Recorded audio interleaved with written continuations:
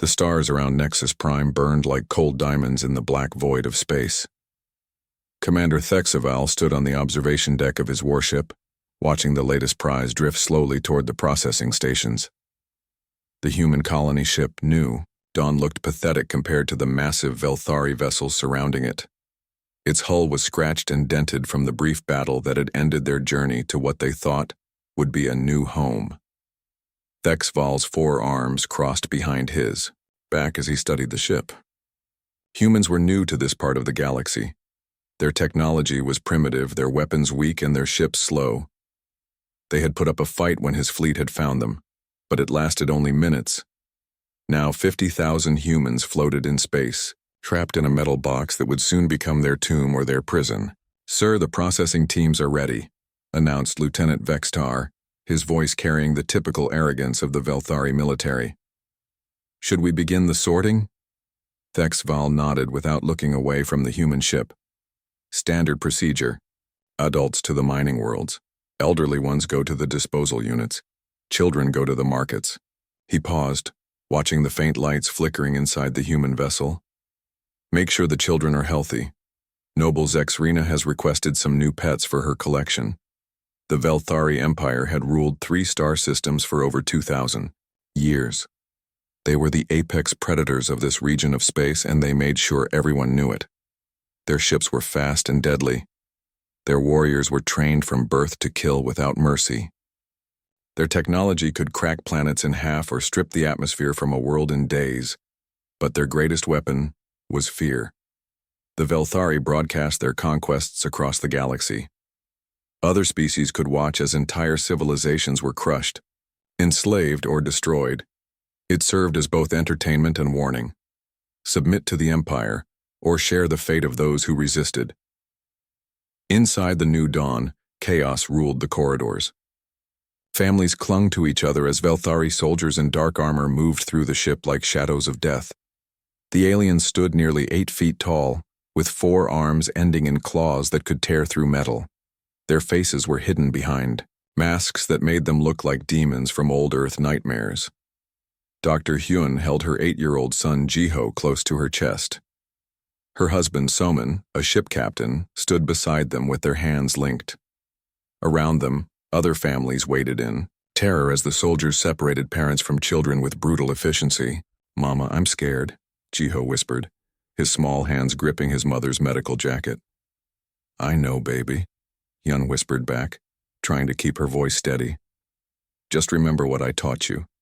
Be smart, be brave, and never forget that Papa and I love you." Soman squeezed his son's shoulder. "You're strong, Jiho. Stronger than they know. Take care of the other children, okay?" Before Jiho could answer, a Velthari soldier pointed at him with one of its 4 arms. "This one, small but healthy, it goes to the children's group." "No!" Hyun cried, trying to hold on to her son. But another soldier grabbed her with claws that left deep scratches on her arms. "Please, he's just a baby." The soldier ignored her, "Please," and dragged Jiho away. The boy didn't cry, though tears ran down his face. He looked back at his parents once, then straightened his small shoulders and walked with the other children being herded toward the transport ships. 23 human children were loaded into a transport bound for Nexus Prime. Among them was 12-year-old Mina, who had been separated from her grandmother, and 10-year-old Seok, whose parents had been killed in the initial attack. They huddled together in the cold metal cargo bay, scared and confused. Jiho sat quietly in a corner, but his mind was working. He had always been smart for his age, interested in how things worked and why. Now he studied everything around him: the walls of the transport, the locks on the doors, the uniforms of the guards. If they were going to survive, they would need to understand their captors. The transport docked at Nexus Prime 3 days later. The planet was a monument to Velthari, power and cruelty. Massive towers reached toward the sky like claws. Flying vehicles moved between the buildings in ordered patterns, and everywhere slaves from dozens of different species worked under the watchful eyes of Velthari overseers. The children were taken to a processing center where they were cleaned, examined, and cataloged like animals. Each child received a number branded onto their arm and a collar that would track their location. Jiho's number was 2847. He memorized it along with the numbers of Mina and Seok and the other children. Noble Zexarina arrived at the processing center later that day. She was tall even by Velthari standards, with elaborate decorations covering her forearms and a crown that marked her high rank in their society. She moved between the cages where the children waited, examining each one like she was shopping for fruit. "These are the new human pets?" she asked the processing supervisor. "Yes, noble one. Fresh from their colony ship. 23 specimens, all in good health." Zexarina stopped in front of Jiho's cage. The boy met her gaze without flinching, though every instinct told him to look away. She studied him for a long moment, then smiled with too many teeth. "This one has spirit. I'll take it, along with the older female and the crying male." She pointed at Mina and Seok.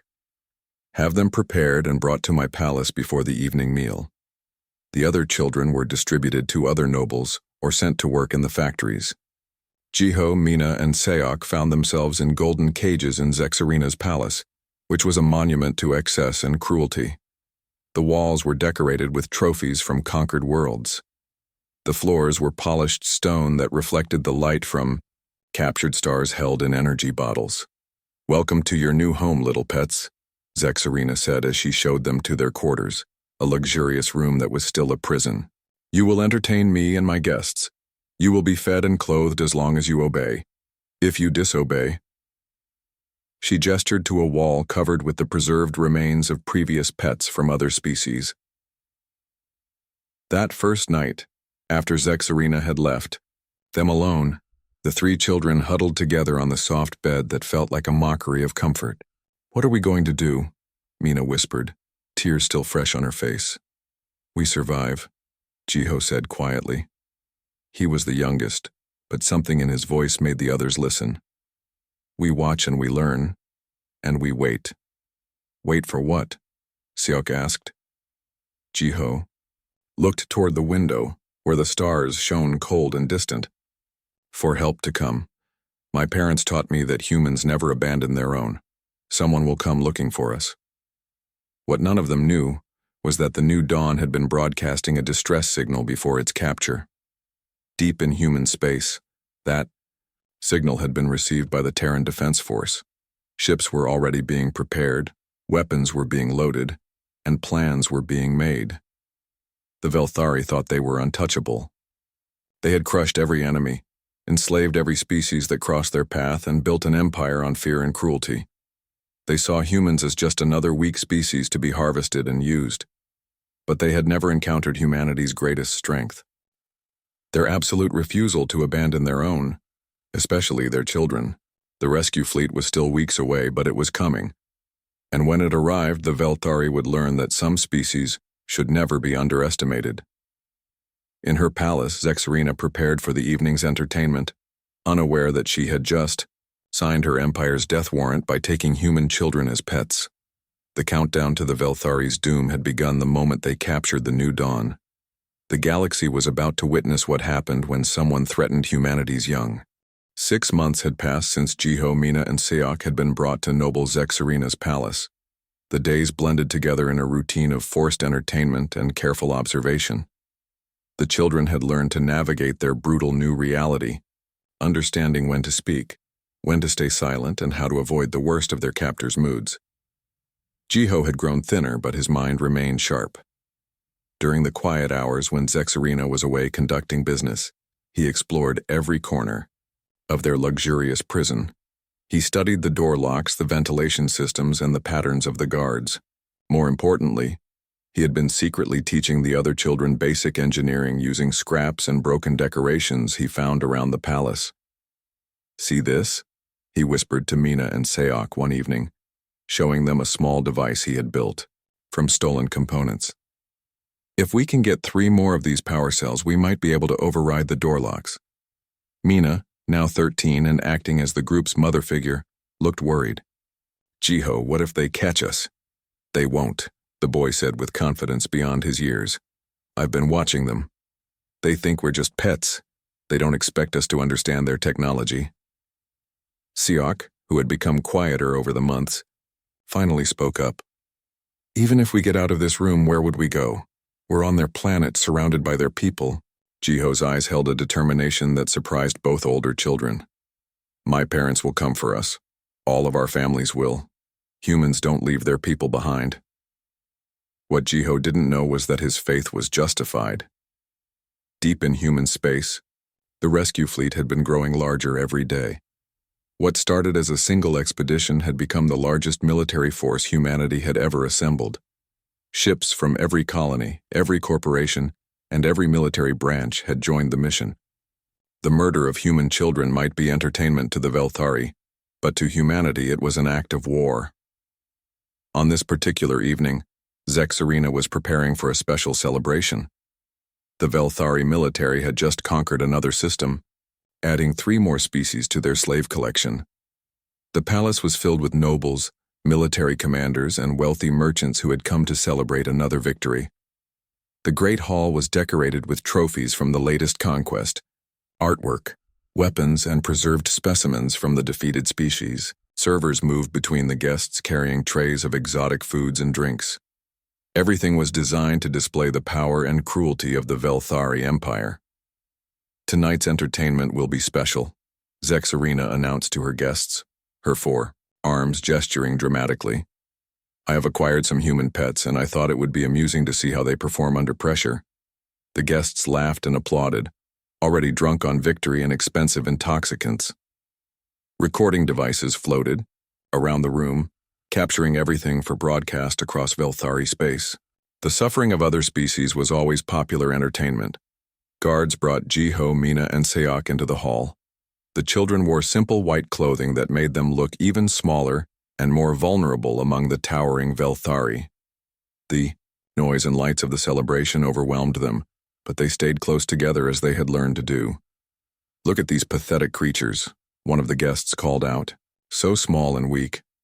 How did they even manage to build spaceships? That's what makes them amusing, Zexarina replied. Watch this. She pointed at Jiho and Mina. You two will fight each other. The winner gets extra food for a week. The loser gets nothing. The children looked at each other in horror. Fighting was against everything they had been taught. They were supposed to protect each other, not harm each other. I won't do it, Jiho said clearly, his young voice carrying across the now quiet hall. Zexarina's expression darkened. What did you say, little pet? I won't hurt Mina, Jiho repeated, stepping in front of the older girl. She's my friend. Humans protect their friends. The hall erupted in laughter at what the Velthari saw as amusing defiance, but Zexarina was not amused. Her status among the nobility depended on displaying absolute control over her possessions. A pet that refused orders was a pet that made her look weak. You will do as you are told, or you will be punished, she said, her voice growing dangerous. No, Jiho said simply. I won't hurt her. Mina tried to step forward. It's okay, Jiho. We can pretend to fight. Just make it look real. But Jiho shook his head. They want us to hurt each other for fun. That's wrong. My parents taught me that protecting people is more important than protecting yourself. The recording devices moved closer, capturing every word and expression. What was being broadcast as entertainment across Velthari space was actually documenting something far different. The moral courage of a human child facing impossible odds. Zexarina's rage was building. In front of her most important guests, a human child was defying her authority. Her reputation was being damaged with every second the boy continued to resist. Guards, she commanded. Bring me a pain stick. I'll teach this creature to obey. But as the guards moved to comply, something inside Zexarina snapped. The combination of alcohol, anger, and wounded pride overwhelmed her judgment. Her hand moved to the plasma blade at her side, a ceremonial weapon that could cut through almost any material. You want to be a hero, little human? She snarled, drawing the glowing blade. Let me show you what happens to heroes in my empire. Time seemed to slow. Jiho saw the blade coming toward him and didn't run. Instead, he spread his arms wider, as if trying to shield both Mina and Seok behind him. His last words were spoken, clearly enough for the recording devices to capture. "Mina, Siak, be strong, someone will come for you." The plasma blade struck him down in an instant. The 8-year-old boy crumpled to the floor, his small body unable to survive the energy weapon's impact. Mina's scream of horror echoed through the hall, followed by Siak's sobbing cries. For a moment, even the Velthari guests were silent. They had expected entertainment, not the execution of a child. But Zexarina, still drunk on rage and alcohol, began to laugh. "There," she announced, raising the bloody blade above her head. "That is what happens to disobedient pets. Let this be a lesson to all of you." The guests, recovering from their momentary shock, began to applaud. The recording devices captured it all: the death of an innocent child, the laughter of his killers, and the grief of the surviving children. Within hours, the footage would be broadcast across Velthari space, as another example of their power and cruelty. But the recordings would travel farther than the Velthari intended. Human intelligence networks had long ago learned to intercept Velthari broadcasts. Within days, the footage of Jiho's death would reach human space. On the mining world of Kepler-7, Dr. Hyun was working in the deep shafts when word came through the underground resistance network. A fellow human slave, tears streaming down his face, told her what had happened to her son. The news hit her like a physical blow, dropping her to her knees in the dust and darkness. Captain Somin was in a different mine when he heard. The man, who had commanded ships through space battles, broke down completely, his grief echoing through the tunnels. But as the initial shock faded, something else took its place. Something cold and calculating and absolutely merciless. In human space, Admiral Do-hyun was in a strategy meeting when his aide brought him the intercepted footage. The room fell silent as they watched an 8-year-old boy die for the crime of protecting his friends. When the recording ended, Do-hyun stood slowly and walked to the window overlooking Earth. "Send word to every human world, every colony, every military installation," he said quietly. "Show them this footage. Then tell them we're not coming to rescue our people anymore." He turned back to his staff and they saw something in his eyes that made them step back. "We're coming for war." The rescue fleet, already massive, began to grow exponentially. Every human who saw the footage of Jiho's death demanded to be part of the response. Ship crews worked around the clock to modify vessels for combat. Weapons that had been theoretical became urgent priorities. Plans that had been carefully prepared were thrown out in favor of something far more comprehensive. The Velthari had made their greatest mistake. They had killed a human child on camera for entertainment and broadcast it to the galaxy. They thought they were demonstrating their power and cruelty. Instead, they had just declared war on the most dangerous species in the galaxy, one that would cross any distance, fight any enemy, and pay any price to protect their young. The countdown to the Velthari Empire's destruction had begun. The footage of Jiho's death spread through human space like wildfire.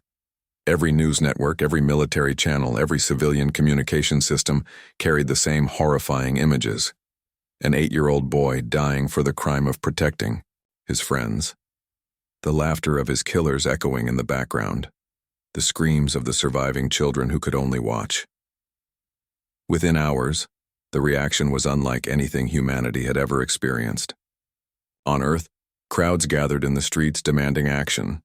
On Mars, factory workers abandoned their shifts to volunteer for military service.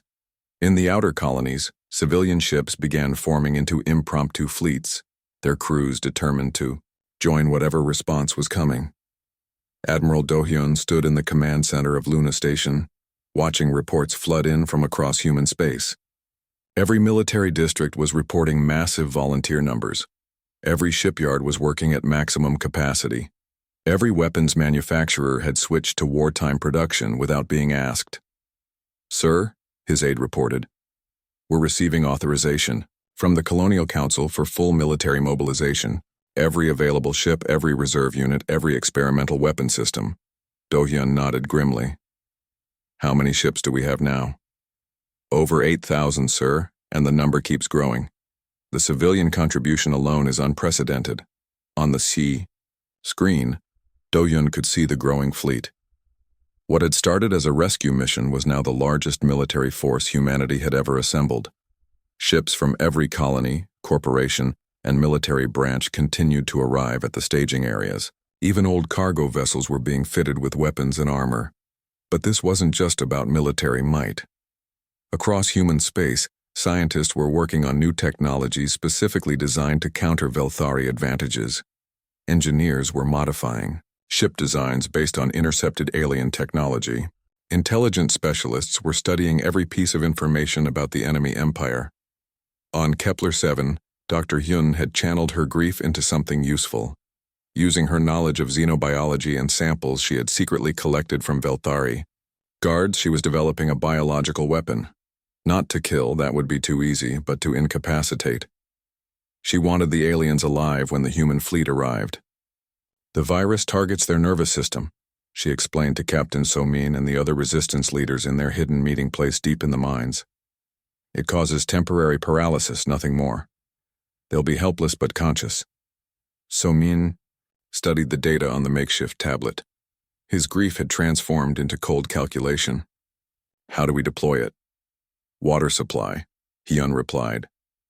Velthari physiology requires them to consume large amounts of fluid daily. We introduce the virus into their distribution systems across all the mining worlds. Around the table, other humans nodded. Over the months of slavery, they had mapped every Velthari facility, memorized guard rotations, and identified key infrastructure. What the aliens saw as broken slaves were actually intelligence gatherers preparing for this moment. What about the other worlds? Asked Yuki, a former communications officer. We need coordination. Somin smiled grimly. Leave that to me. The Velthari use our people to maintain their communication systems. They never imagined we were building our own network inside theirs. The approaching human fleet was unlike anything the galaxy had seen. Unlike the Velthari's flashy demonstrations of power, the humans moved in complete silence through dark space. They used gravitational slings around dead stars to mask their approach. They employed techniques the Velthari had never encountered, because no previous enemy had been smart enough to use them. Commander Tae-hyun led the advanced scouts, studying Velthari patrol patterns and defensive positions. His ships moved like ghosts through the outer systems, gathering intelligence while remaining completely invisible. Their confidence is going to kill them, he reported back to Admiral Do-hyun. They're not even trying to hide their positions. Every base, every ship, every defensive platform is broadcasting its location. The human fleet had advantages the Velthari couldn't imagine. Human technology might be less advanced, but it was designed by a species that had survived countless wars against their own kind. Every human weapon was built to penetrate defenses. Every human ship was designed to fight outnumbered. Every human strategy assumed the enemy was stronger and smarter. But the Velthari had only ever fought weaker opponents. Their tactics were based on overwhelming force and intimidation. They had never faced an enemy that matched their technology or exceeded their determination. In the deep space between stars, human engineers worked around the clock to modify their ships based on captured Velthari technology. The armor was reconfigured to deflect energy weapons. The hulls were reinforced against the specific frequencies of alien plasma cannons. The engines were modified to generate false signatures that would confuse enemy sensors. We're not just adapting to their technology, Chief Engineer Min-seok explained to his staff. We're turning it against them. Every advantage they think they have becomes a weakness we can exploit. The human fleet began practicing new tactics in the empty void between systems. Unlike the Velthari's straightforward approach to warfare, humans employed deception, misdirection, and strategies that seemed impossible. Ships that appeared to retreat while actually advancing into better positions. Weapons that bypassed shields by targeting structural weaknesses rather than trying to overpower defenses. Most importantly, the human fleet was coordinated in ways the Velthari had never seen. Every ship was connected to every other ship through quantum communication links. Every captain could see what every other captain was seeing. Every decision was made with perfect information about the entire battlefield. On Nexus Prime, Noble Zexarina was enjoying the attention her entertainment had generated. The footage of the human child's death had become popular across Velthari space, and other nobles were requesting similar performances. She was planning to acquire more human children for her collection. Commander Thexval, however, was beginning to have doubts. Intelligence reports from the outer system suggested unusual activity in the region where the human colony ship had originated. Ships had been detected moving through dark space, but they vanished whenever Velthari patrols tried to investigate. Perhaps we should increase security around our core systems, he suggested during a military briefing. The other commanders laughed at his caution. Security against what? Humans? Their ships are slow and their weapons are weak. Even if they mounted a rescue attempt, we would crush them like insects. But Thexval remembered how fiercely the humans had fought during the initial capture of their colony ship. They had known they couldn't win, but they had fought anyway, protecting their families until the very end. That kind of determination was dangerous if given proper tools and preparation. Unknown to the Velthari, those tools and preparation were exactly what humanity had been developing. The rescue fleet was now more than ready. It was a weapon designed specifically to destroy the Velthari Empire. On 12 different worlds where humans were enslaved, resistance cells waited for the signal. Dr. Hyun's virus had been distributed and was ready for deployment. Communication networks were in place. Every piece of vital infrastructure had been mapped and marked for sabotage. Captain Hyung-sik, leading the human special forces, studied the intelligence reports from inside Velthari space. We know where every human prisoner is being held. We know the guard rotations, the security systems, the escape routes. When we hit them everywhere at once. The human children still held captive, including Mina and Seok, were about to be rescued. But more than that, they were about to witness the full fury of humanity unleashed in defense of its young. Admiral Do-hyun gave the final briefing to his fleet commanders. This isn't conquest. This isn't territory. This is justice. They killed our children for entertainment. They enslaved our people for profit. They broadcast their cruelty thinking it would intimidate us. He looked around the room at the faces of men and women from every human world. Instead, they taught the galaxy what happens when someone threatens humanity's young. Today, we show them the price of that lesson. The massive human fleet began its final approach to Velthari space. 8,000 ships carrying the combined fury of humanity moved through the darkness toward an empire that thought itself untouchable. The Velthari were about to learn that some species should never be underestimated, and some lines should never be crossed. The death of one human child was about to bring down an empire that had ruled for 2,000 years. The human fleet arrived at the edge of Velthari space in perfect silence. 8,000 ships moved through the darkness like a school of predators approaching their prey. There were no broadcasts, no demands for surrender, no warnings. The time for words had passed when Ji-ho died on a noble's entertainment room floor. Admiral Do-hyun stood on the bridge of his flagship, watching the tactical displays show Velthari positions across 12 star systems. Every military base, every orbital platform, every ship patrol, all of it mapped and targeted. The aliens had no idea death was approaching. All units, this is Admiral Do-hyun, he broadcast on encrypted channels. You know why we're here. You've seen what they did to our children. Today we show the galaxy that humanity protects its own. The attack began simultaneously across all Velthari holdings, but it didn't start with massive explosions or grand space battles.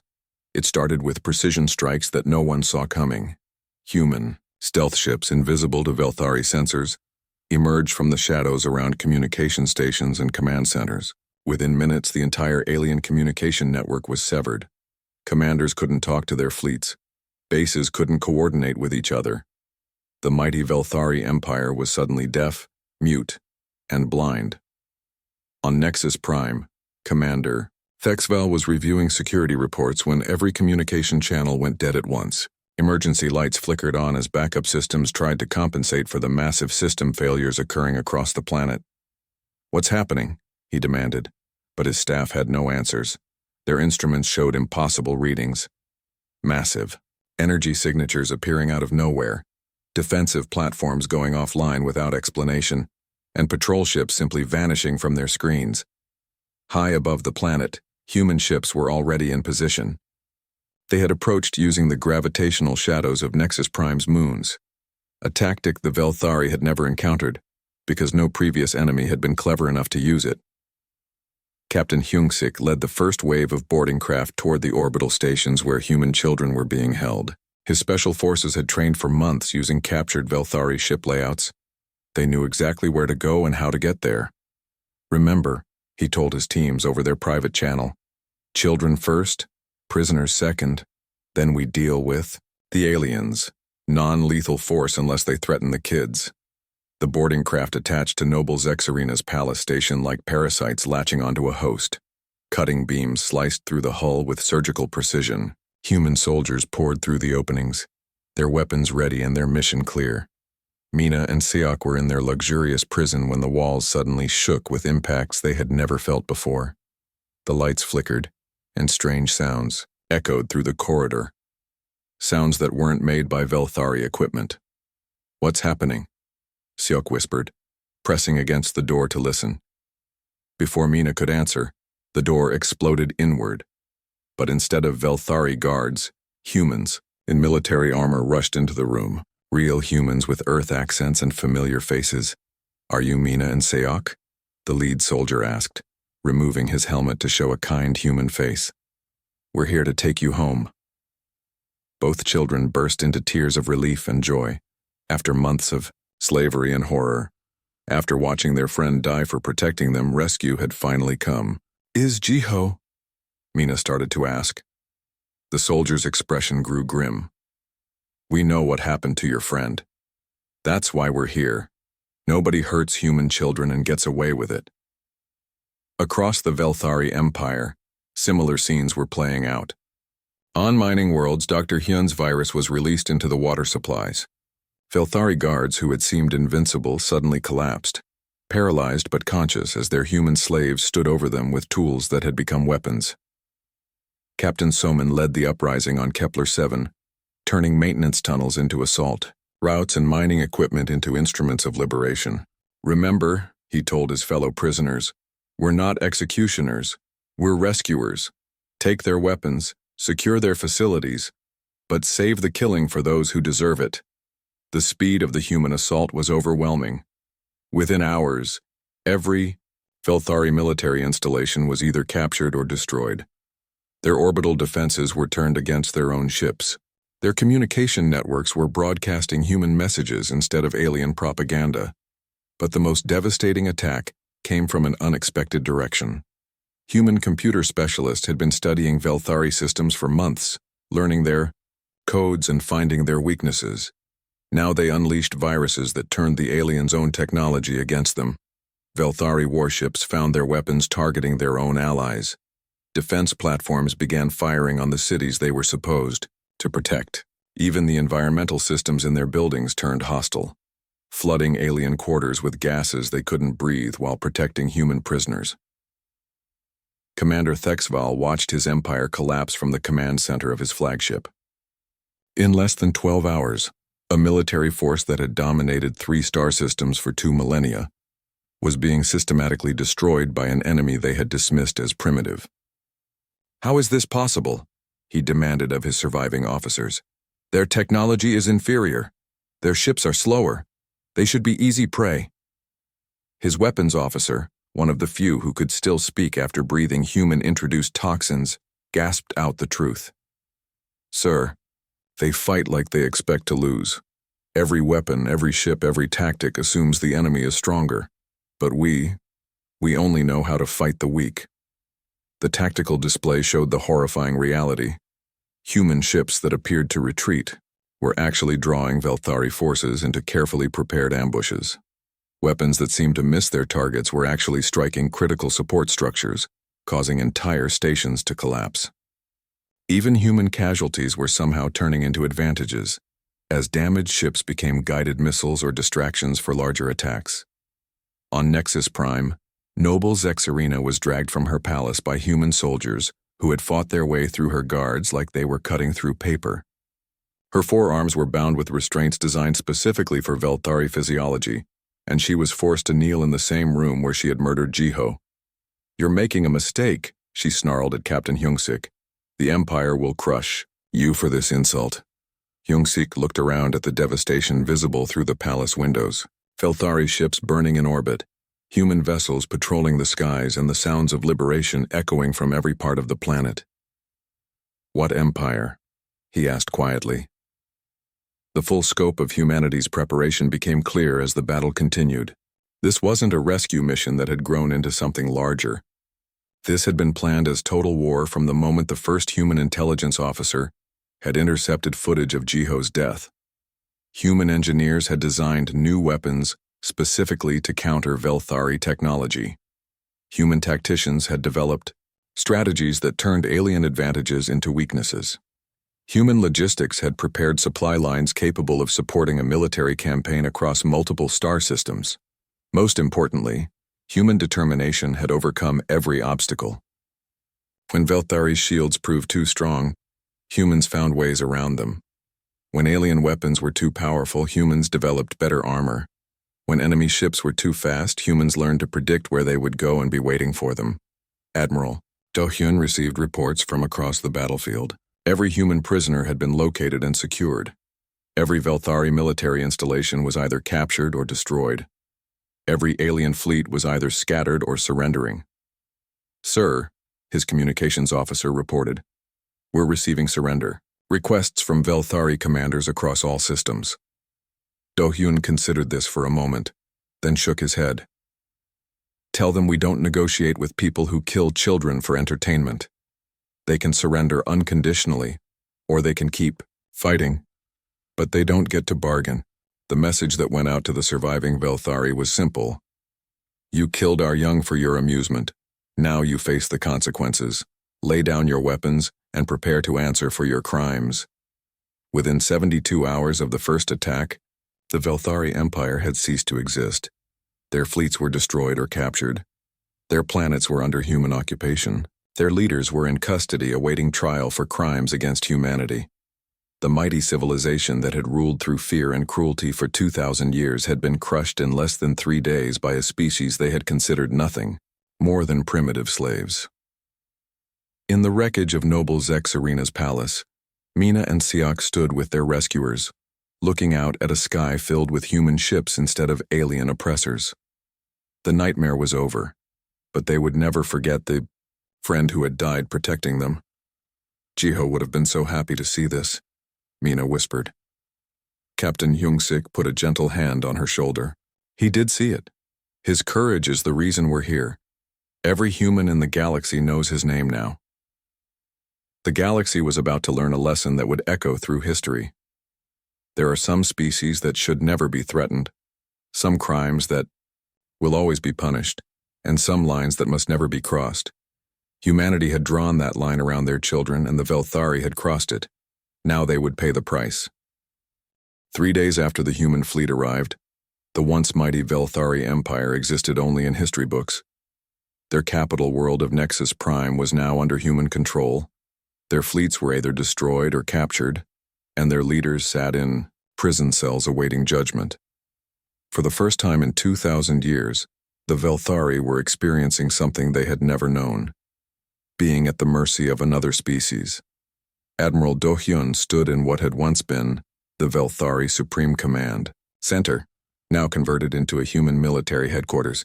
Through the massive windows, he could see human ships patrolling the skies while former slaves walked freely through the streets below. The speed of their victory had shocked even the human commanders. "Sir," reported Commander Tae-hyun, "all remaining Velthari military personnel have surrendered. We've secured every weapon, every ship, every facility across all 12 systems. Total human casualties, 43 killed, 200 wounded." Do-hyun nodded grimly. The price they had paid was remarkably light for such a massive campaign, but every human life lost still mattered. And Velthari casualties. Approximately 12,000 military personnel killed in action. Another 30,000 wounded or incapacitated. "But sir," Tae-hyun paused, consulting his tablet. "Over 2 million civilians are requesting protection. From us." This was the most surprising development. As news of the Velthari defeat spread, other species that had been enslaved or oppressed by the Empire were rising up against their captors. Many were asking the humans for help, having seen what happened to those who harmed human children. What about the trials? Do-hyun asked. Chief Judge Yoon Seo has established war crimes tribunals in the old Imperial Court building. The proceedings will be broadcast galaxy-wide, just like they broadcast their entertainment. The irony wasn't lost on anyone. The same communication networks the Velthari had used to spread fear and showcase their cruelty would now broadcast their judgment. Indoor. The high-security detention center, Noble Zexarina sat in a cell designed for her species' physiology. For months, she had been the apex predator in a palace filled with slaves and trophies. Now she was prisoner 1247 in a human detention facility, wearing simple gray clothing and eating basic rations. Captain Wu Jin, head of human intelligence, sat across from her during the interrogation. His voice was calm and professional, which somehow made him more intimidating than any Velthari torturer she had known.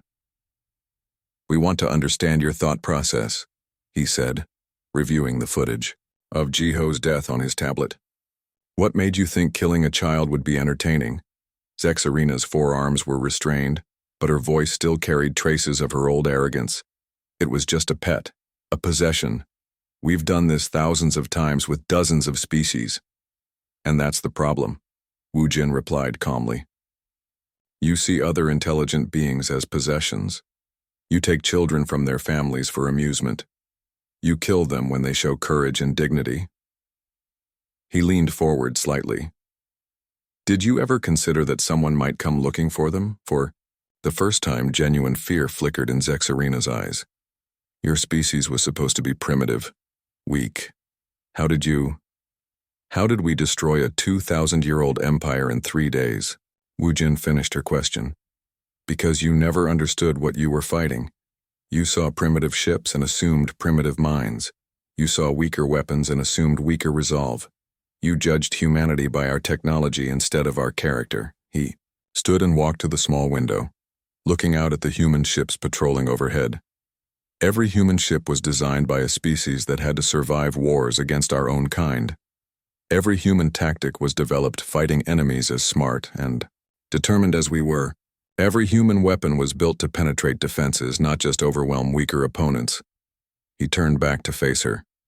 "But most importantly, you hurt our children, and humanity will cross any distance, fight any enemy, and pay any price to protect our young." The trials began a week later in the great amphitheater that had once hosted Velthari entertainment. Now it was filled with representatives from dozens of species, some who had been enslaved by the Empire, others who had lived in fear of it, and many who simply wanted to witness justice being served.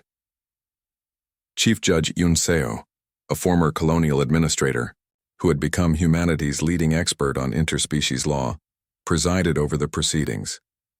The charges were simple: crimes against sentient beings, including murder, enslavement, torture, and the systematic oppression of entire species. Dr. Hyun and Captain Soman sat in the front row, reunited after months of separation and slavery.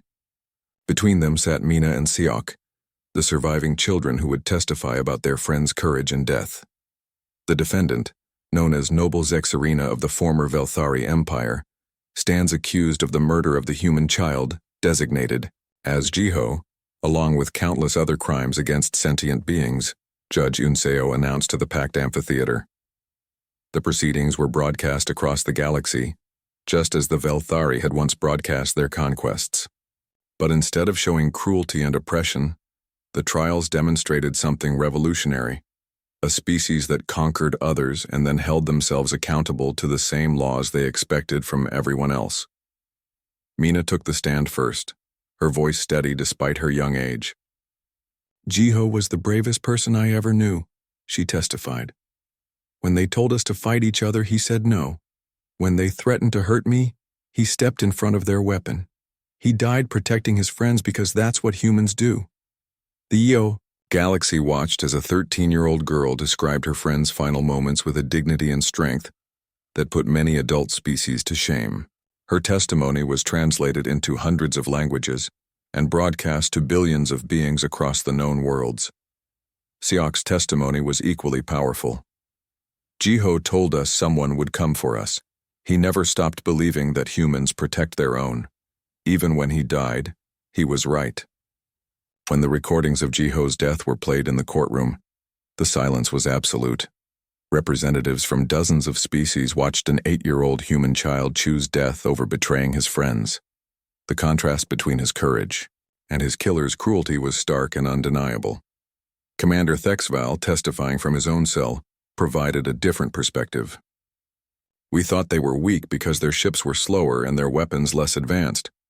We never considered that they might be strategically superior. Every battle we fought against humans, they acted like they expected to lose, which made them incredibly dangerous opponents. How so? Judge Yunseo asked. Because they planned for failure, Thexval explained. Every human ship was designed to fight outnumbered. Every human tactic assumed the enemy was stronger. Every human weapon was built to penetrate superior defenses. We only knew how to fight weaker opponents. The trials revealed the systematic nature of Velthari cruelty. Evidence was presented of hundreds of worlds conquered, thousands of species enslaved, and millions of beings killed for entertainment. The Empire's own records were used against them, documenting 2 millennia of unchecked brutality. But the galaxy also saw something else: humanity's restraint in victory.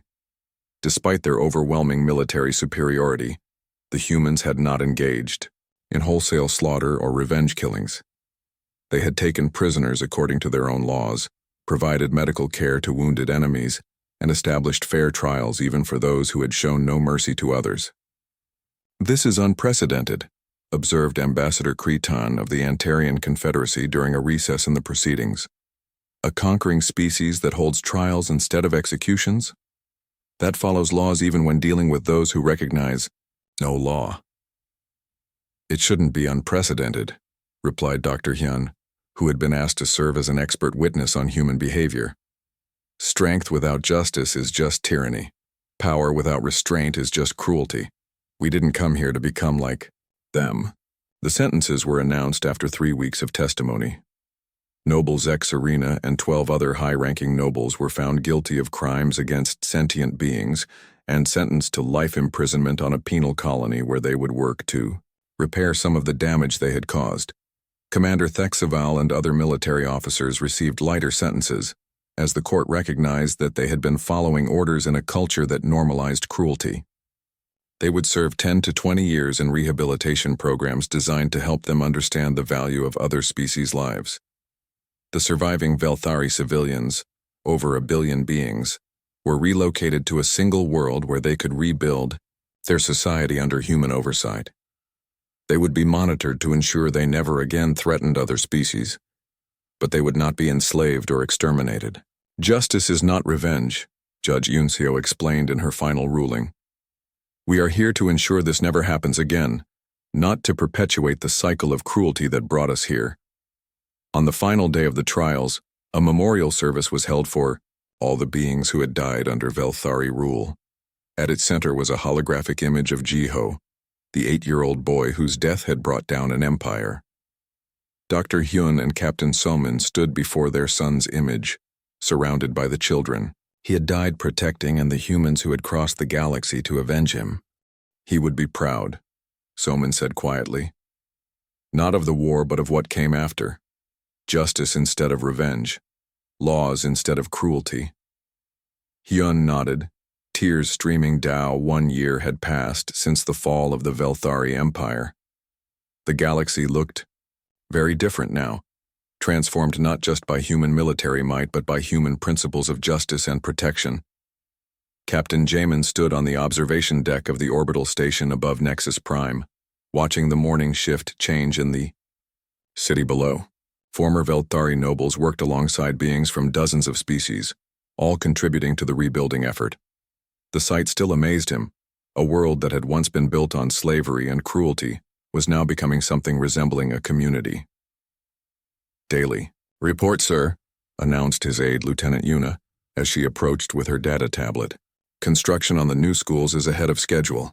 The integration programs are showing positive results across all species groups. And we've had 0 incidents of interspecies violence this month. Jameen nodded with satisfaction. The transition hadn't been easy, but it was working. The human-led Protective Federation had given former Velthari territories something they had never experienced. A government that existed to serve its people rather than exploit them. What about the Velthari?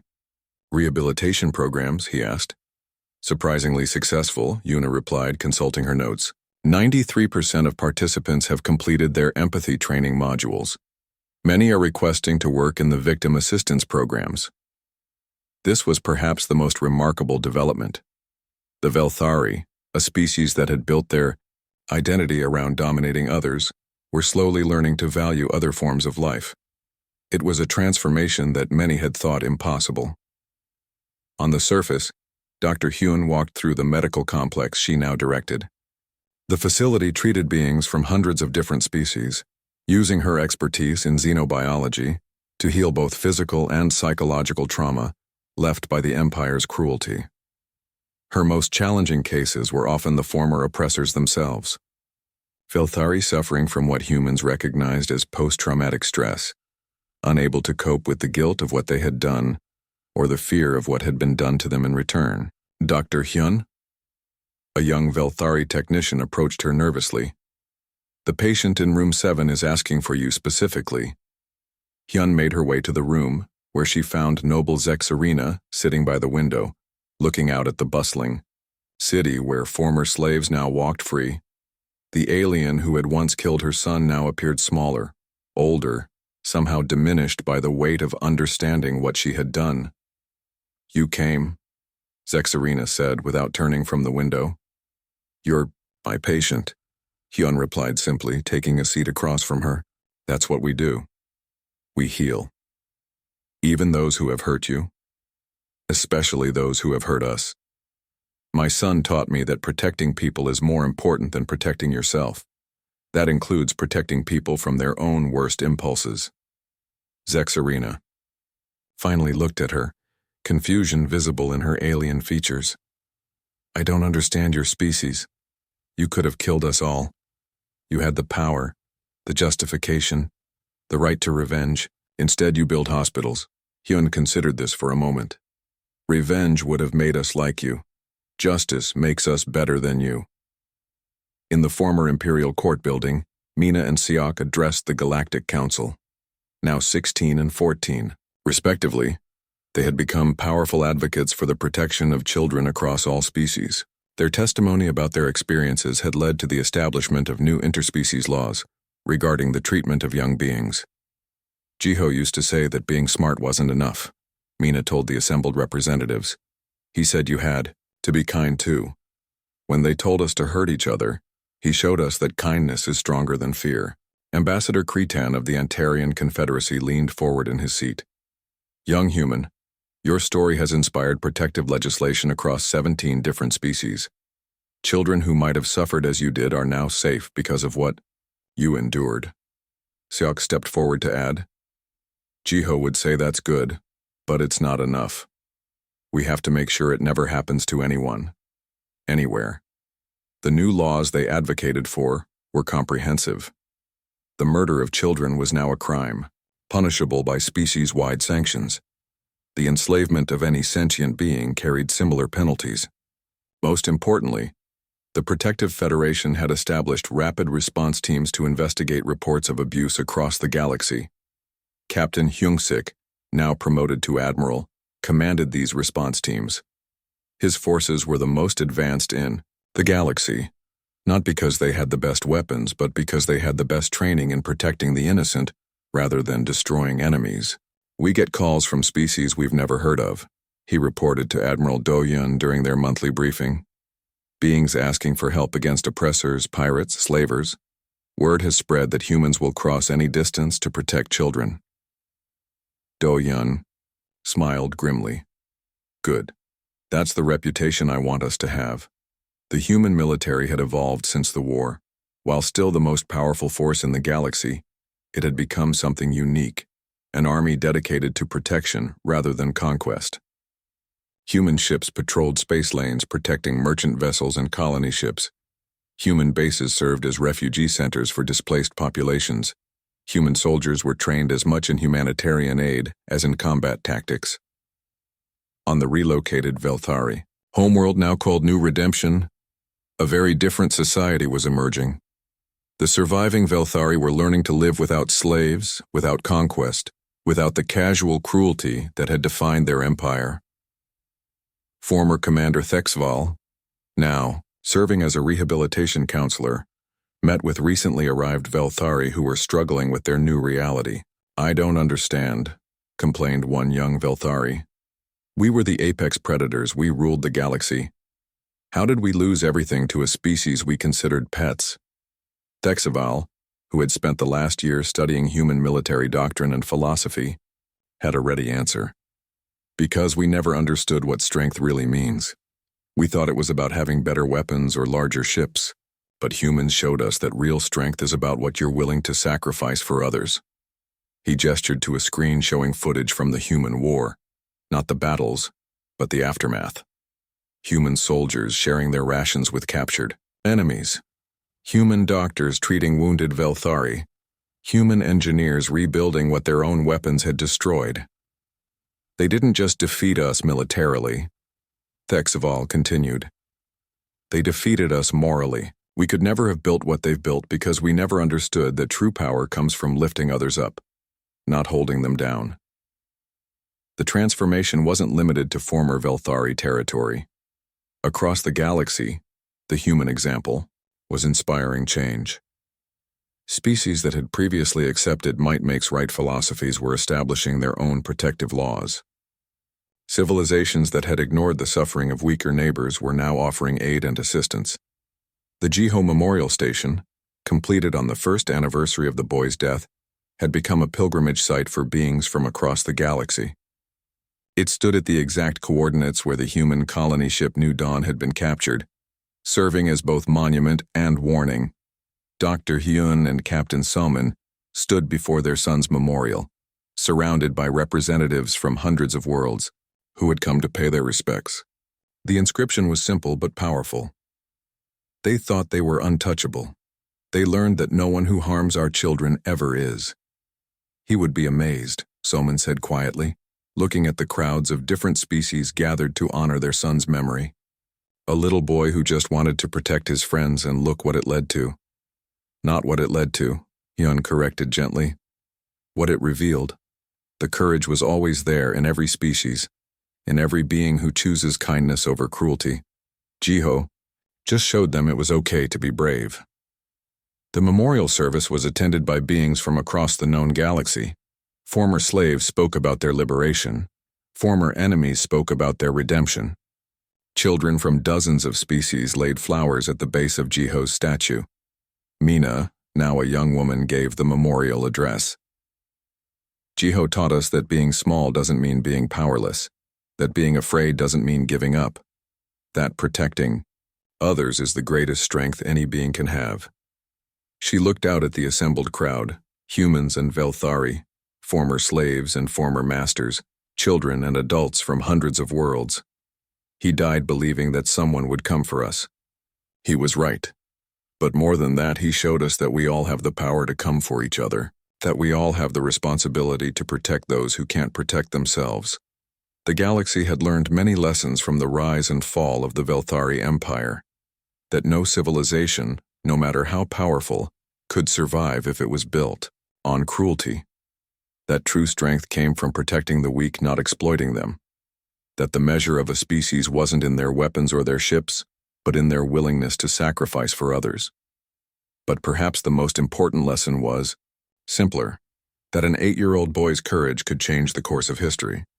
That one act of selfless protection could inspire an entire galaxy to be better than it was. Admiral Do-hyun stood at his command center, looking out at a galaxy that was safer, more just, and more compassionate than it had been 2 years earlier. The human fleet still patrol,